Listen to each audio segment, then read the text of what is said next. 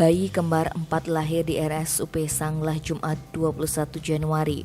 Kasubag Humas RSUP Sanglah Dewa Ketut Kresna menyebutkan, keempat bayi yang dilahirkan secara seksio caesarea atau operasi sesar itu masih menjalani perawatan di ruang NICU di bawah pengawasan tim neonatologis RSUP Sanglah.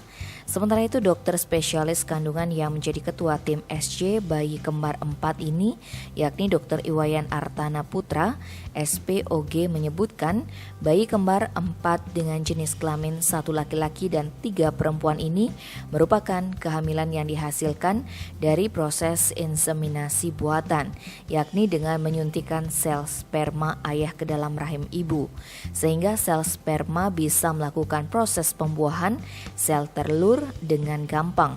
Karena proses inseminasi inilah Dr. Artana menyebutkan kelahiran keempat bayi ini sudah direncanakan pada minggu ke-34.